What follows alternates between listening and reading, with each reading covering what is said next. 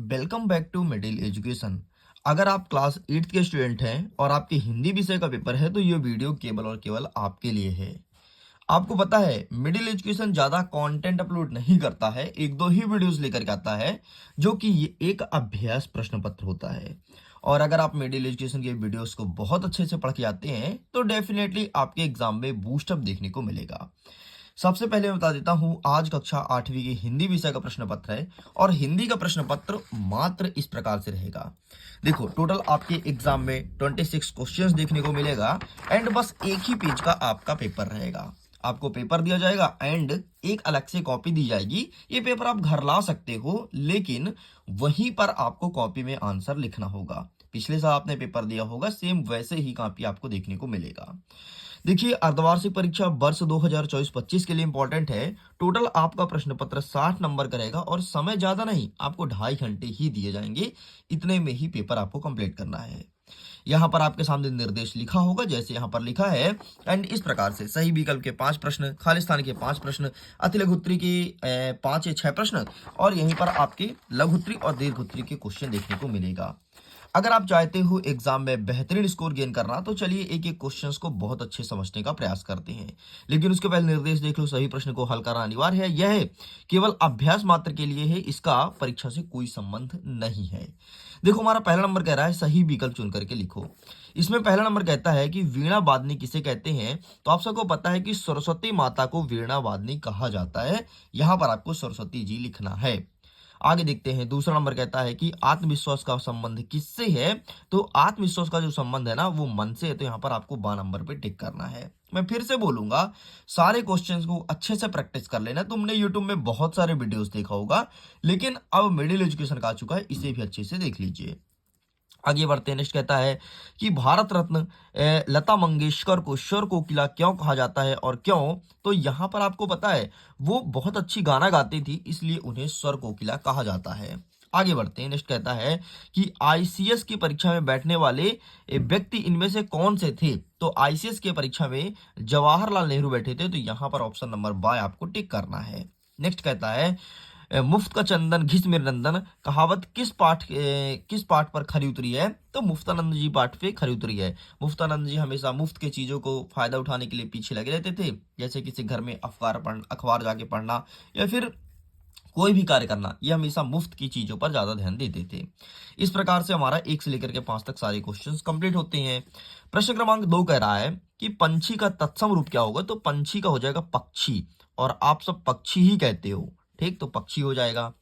हमारा 7वां नंबर कह रहा है कि लेखक के मित्र डैश डैश देखकर डर गए थे, तो लेखक के मित्र क्या देख करके डर गए थे, तो उनका स्वर, क्या स्वर देख के डर गए थे। नेक्स्ट कहता है कि लेखक ने संगीत को डैश डैश कहा है, तो लेखक ने संगीत को स्वर सम्राट कहा है। क्या कहा है, स्वर सम्राट, तो यहाँ पर आपको स्वर सम्राट लिखना है। ये एक ही पाठ से दोनों चीज लिया गया है। आगे बढ़ते हैं, मोरो मन अनंत कहाँ सुख पावो पद के रचयिता कौन है, तो कबीर दास जी हैं। इसको लिखने वाले कबीर दास जी हैं कि मेरा मन कहाँ सुख पा रहा है, कहीं नहीं मिलता। नेक्स्ट कहता है नर्मदा नदी का उद्गम कहाँ से है, तो आप सबको पता है कि मध्य प्रदेश के अमरकंटक से है। अमरकंटक, मध्य प्रदेश के अमरकंटक से नर्मदा नदी का उद्गम होता है। इस प्रकार से ये होता है कंप्लीट। आगे बढ़ते हैं अति लघु उत्तरीय प्रश्न की तरफ, आगे कवर करते हैं। प्रश्न क्रमांक 11 कह रहा है कि कवि स्वतंत्रता का मन कहाँ भरने की बात कह रहा है, तो कवि स्वतंत्रता का मन भारत के नभ में भरने की बात कर रहा है। बाकी मैं इसका आंसर दिखा देता हूं, मेरे पास सारे आंसर्स अवेलेबल हैं। 1 सेकंड, तो ये रहा है आपके सामने आंसर। ये लिखना है कवि स्वतंत्रता का मन भारत के नव अमृत भरने की बात कह रहा है। कवि चाहते हैं कि देश के सभी बच्चे पढ़ लिख करके बुद्धिमान बने और देश के विकास में अपना योगदान दें, बस इतना लिखना है। आगे बढ़ते हैं, नेक्स्ट कह रहा है प्रश्न क्रमांक 12, हरिश्चंद्र नाटक को देख करके मोहन किस बात की प्रेरणा मिलती है, तो इसका आंसर क्या लिखेंगे, ये रहा है आपके सामने। इस नाटक में राजा हरिश्चंद्र के सत्य और अहिंसा के प्रति समर्पण को देख करके गांधी जी सत्य और अहिंसा का मार्ग अपनाने की प्रेरणा मिलती है। ठीक है, बस इतना लिखना है। नेक्स्ट कहता है रचना के आधार पर वाक्य कितने प्रकार के होते हैं, तो रचना के आधार पर वाक्य 3 प्रकार के होते हैं। कौन कौन से, मैं दिखा देता हूं, सरल वाक्य, संयुक्त वाक्य और मिश्र वाक्य। ठीक है, ये रहा। रचना के आधार पर वाक्य 3 प्रकार के होते हैं, सरल, संयुक्त और मिश्र। अगर डिटेल करना चाहो तो कर सकते हो, वरना इतना ही आपको लिखना है क्योंकि छोटा प्रश्न 2 नंबर का प्रश्न है। आगे बढ़ते हैं, नेक्स्ट कह रहा है प्रश्न क्रमांक 14, कि नभ नभ से कवि का क्या आशय है। ये प्रश्न पूछा गया है। तो आइए देख लेते हैं कि इसका सही आंसर क्या हो जाएगा। तो ये हमारे पास अवेलेबल है, ये रहा। इसका आंसर लिखेंगे कि नव नभ के माध्यम से कवि कहना चाहता है कि सभी प्राणी नए भारतवर्ष की रचना करें और उन्हें इस निर्माण के लिए सभी साधन प्राप्त करें। बस इतना लिखना था। आगे बढ़ते हैं। नेक्स्ट क्वेश्चन क्या कह रहा है। नेक्स्ट कह रहा है 15 नंबर कि रावण ने युद्ध भूमि में आकर क्या घोषणा की थी। तो ये लिखा है इसका आंसर, ये तुमको लिखना है। रावण के मुताबिक युद्ध भूमि में रावण ने कहा अगर राम उसे 3 लोगों को राज्य दे दे तो वह युद्ध से भाग कर नहीं रहेगा। रावण ने यह भी कहा था कि एक वीर की तरह अपनी आन के साथ मरना चाहता है। रावण ने कहा कि अगर राम नारायण है तो उनकी जीत का रूप होगा। ठीक है, मतलब ये कहा था कि यार कि तुम हमें कुछ भी दे दो, हम युद्ध भूमि से नहीं भागेंगे बस। नेक्स्ट कहता है स्वतंत्रता का शुद्ध वर्तनी क्या होगा। तो इसका सही आंसर हो जाएगा स्वतंत्रता। मैं लिख देता हूं, ये रहा। ठीक, इतना लिख के कंप्लीट करना है। चलिए पेज को पलटते हैं, आगे बढ़ते हैं। लघुत्तरी प्रश्न। लघुत्तरी प्रश्न कहता है कि दक्षिण अफ्रीका में गांधी जी को किन किन अपमानजनक घटनाओं का सामना करना पड़ा। तो आइए मैं इसका आंसर दिखा देता हूं। तो इसका आंसर ये यहाँ पर अवेलेबल है, ये रहा। देखिए यहां से लिखना है, काफी बड़ा आंसर है कि दक्षिण अफ्रीका में गांधी को भारतीयों पर भेदभाव का सामना करना पड़ा। आरंभ में उन्हें प्रथम श्रेणी की कोच में वैध टिकट होने के बाद भी तृतीय श्रेणी के डिब्बे में जाने से इनकार करने के लिए ट्रेन से बाहर फेंक दिया गया था। पायदान पर से यात्रा करते हुए यूरोपियन यात्री के अंदर जाने के लिए उन्हें चालक द्वारा पिटाई भी झेलनी पड़ी थी। ठीक है, इन्होंने अपनी इस यात्रा 7 से अन्य कठिनाइयों का सामना करना पड़ा था। मतलब 7 कठिनाइयां उनके सामने थी। इसी तरह बहुत सी घटनाएं में ही एक अदालत के न्यायाधीश ने गांधी जी को पगड़ी उतारने के आदेश दिया था। गांधी जी ने नहीं माना। ये सारी घटनाएं गांधी के जीवन में एक मोड़ बन गई और विद्यमान सामाजिक अन्याय के प्रति जागरूकता कारण बना।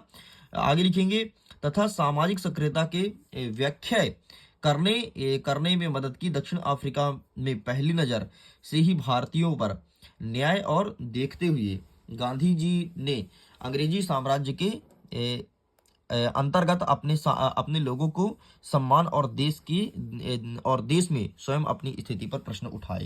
ये लिखना था। नेक्स्ट कहता है रैदास की भक्ति किस भाव की थी। तो यहां पर लिखेंगे रैदास की भक्ति ईश्वर के प्रति समर्पण होने का था। रैदास अपने पदों में दास भाव की भक्ति प्रकट करते हैं। बस इतना लिखना है।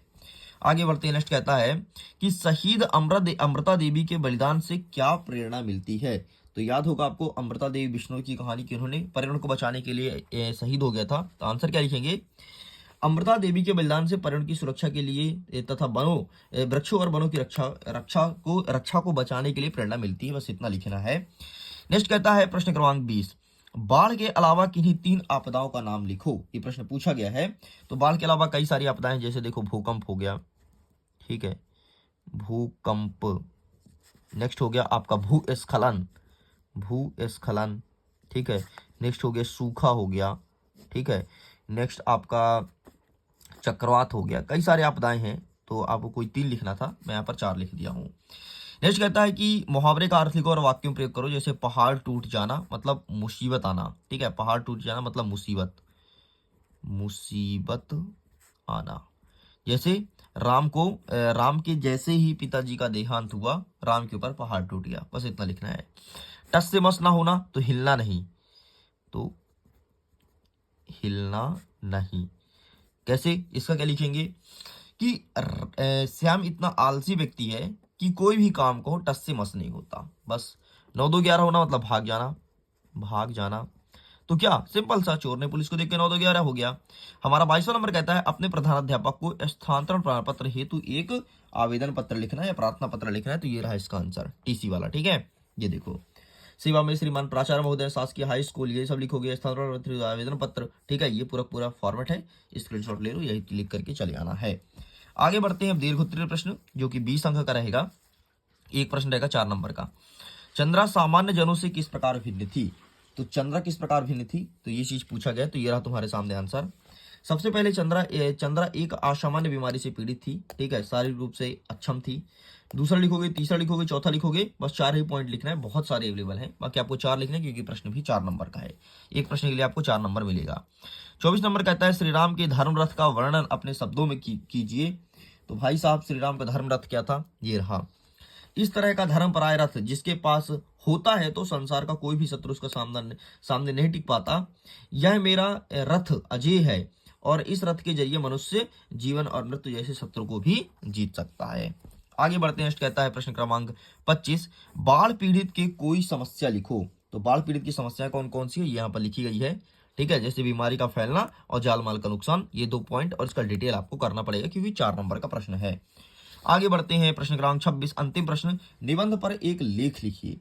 तो सॉरी, मेला पर एक लेख लिखो। तो ये रहा तुम्हारे सामने, मेरे गांव का नाम रामपुर है, जो भी तुम्हारे गांव का नाम हो तुम लिख देना और बाकी यहाँ पर लिख देना इस प्रकार से। दूसरा, ये तीसरा। इस प्रकार से स्टूडेंट्स मैंने इस 10 मिनट के वीडियो में प्रश्न क्रमांक 1 से लेकर के 26 तक सब कुछ कंप्लीट कर दिया। एंड अगर आप इस वीडियो को बहुत अच्छे से देखते हैं, डेफिनेटली एग्जाम में अच्छा स्कोर गेन करेंगे। मैं वीडियो को एंड करता हूं।